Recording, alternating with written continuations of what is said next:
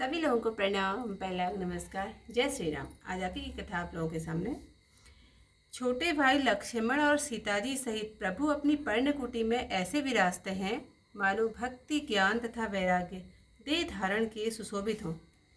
मुनि, ब्राह्मण, गुरु, भरत और राजा जनक सब समाज सहित रामचंद्र जी के वियोग में बेहाल हैं। रामचंद्र जी के गुण समूह मन में विचारते हुए रास्ते में सब चुपचाप चले जा रहे हैं। यमुना उतरकर सब पार हुए। वह दिन बिना भोजन किए ही बीत गया। दूसरे दिन गंगा जी उतरकर सब ने वास किया। वहाँ राम जी के सखा ने सबके लिए हर प्रकार की सुविधा कर दी।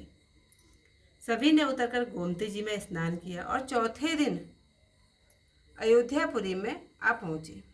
राजा जनक जी 4 दिन तक पुरी में रहे और सब सामान संभाल कर मंत्री, गुरु और भरत जी को राज्य सौंपकर सब साज सजाकर जनकपुर को चले।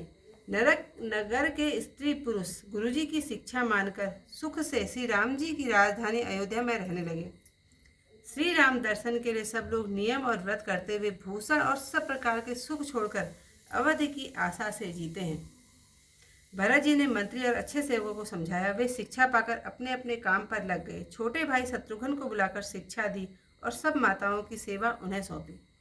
फिर ब्राह्मणों को बुलाकर प्रणाम करके बड़ी विनती की कि आप ऊंच नीच, अच्छा बुरा जो काम हो उसके लिए मुझे आज्ञा दीजिए, संकोच न करिए। फिर कुटुंबियों, प्रतिष्ठित लोगों तथा प्रजा को बुलाकर उनका समाधान करके उन्हें समझाया। तदंतर छोटे भाई सहित गुरुजी के पास गए और हाथ जोड़कर दंडवत प्रणाम करके बोले कि आज्ञा हो तो नियम पूर्वक रहूं। मुनि पुलकित शरीर होकर स्नेह से बोले, हे भरत, तुम जो समझोगे, कहोगे तथा करोगे वही जगत में धर्म का सार होगा। यह शिक्षा सुनकर तथा बड़ा आशीष पाकर ज्योतिषी बुलाकर शुभ मुहूर्त साध कर प्रभु की खड़ाओं निर्विघ्न सिंहासन पर स्थापित की। श्री राम जी की माता कौशल्या जी और गुरु के चरणों में सिर नवाकर प्रभु की चरण पादुकाओं की आज्ञा पाकर पर्णकुटी बनाकर धर्म धुरंधर धैर्यवान भरत जी नंदीग्राम में रहने लगे। भरत जी ने सिर पर जटाजूट बांधे और वत्कल वस्त्र धारण किए। पृथ्वी को खोद पर उस पर कुश का आसन बनाया। भोजन, वस्त्र, बर्तन और व्रत आदि से कठिन धर्म का सप्रेम पालन करने लगे। भूषण, वस्त्र और अनेक भोग उनको तन, मन, वाणी से तृण के समान छोड़ दिए। मतलब सब वस्त्र उन्होंने छोड़ दिए, खाना भी। अवध के राज को देखकर इंद्र भी बड़ाई करते हैं और दशरथ जी के धन को देखकर कुबेर भी लज्जित हो जाते हैं। उसी अवधपुरी में वास करते हुए भरत जी ऐसे विरक्त थे जैसे चंपा के बाग में भंवरा रामचंद्र जी के प्रेमी बड़भागी ब्रह्मांड के भोग विलास को वमन की भांति छोड़ देते हैं। रामचंद्र जी के प्रेम पात्र भरत जी उस बात से बड़े नहीं हुए। चातक, टेरसी और हंस क्षीर नीर विवेक से ही सराहे जाते हैं। आज की जो कथा मैं यहीं पर समाप्त करती हूँ चौपाइयों के साथ। मुनि मही सुर गुर भरत भुआलु, राम विरह सजु सबु साजु विहालु। प्रभु गुण ग्राम गनत मन माही, सब चुपचाप चले मंग जाही। जमुना उतरि पार सब भयहूँ, सो बासरु बिनु भोजन गयहूँ।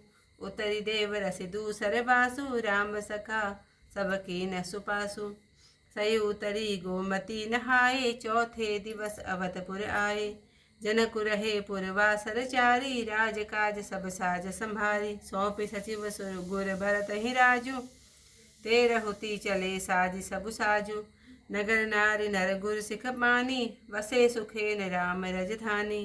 राम दरस लगी लोग सब, करत नेम उपवास। तजि तजि भूषण भोग सुख, जियत अवध की आस।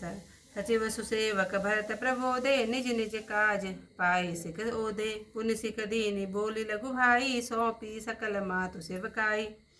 उसुर बोली भरत कर जोरे, करि प्रणाम वै विनय निहोरे। ऊंच नीच कारजु बल पोचु, आय सुदेव न करब संकोचु। परिजन पुरजन प्रजा बुलाए, समाधान करि सुवस बसाए।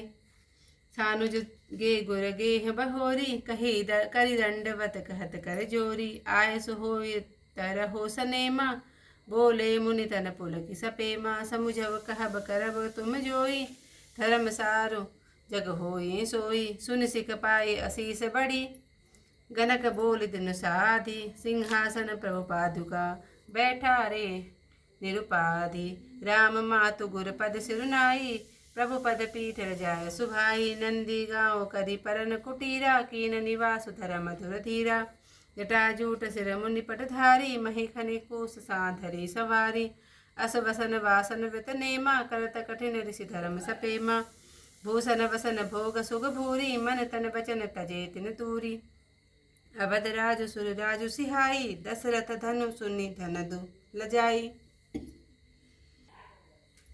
तेहि पुर बसत भरत बिनु रागा चंचरीक जिमि चंपक बागा रमा बिलासु राम अनुरागी तजत व मन जिमि जन बड़ भागी राम प्रेम भाजन भरतु बड़े नेहि कर तूती चातक हंस सराय अहता एक विवेक विभूत सियावर रामचंद्र पद जय शरणम शंकर हरि ओम जय जय सिया राम मंगल भवन अमंगल हारी उमा सहित जय जपत मुरारी। आज की कथा को यहीं पर समाप्त करते हैं। इससे आगे कथा के लिए कल को अयोध्या कांड समाप्त हो जाएगा। तो जो पाई और रह गई हैं, दो दोहे और रह गए हैं, तो इसके बाद फिर किष्किंधा कांड अरण्य कांड शुरू होगा। तो फिर आप लोग मेरी कथा को सुनते रहिए और आगे को भी बढ़ाते रहिए। कल तक के लिए सभी लोगों को प्रणाम।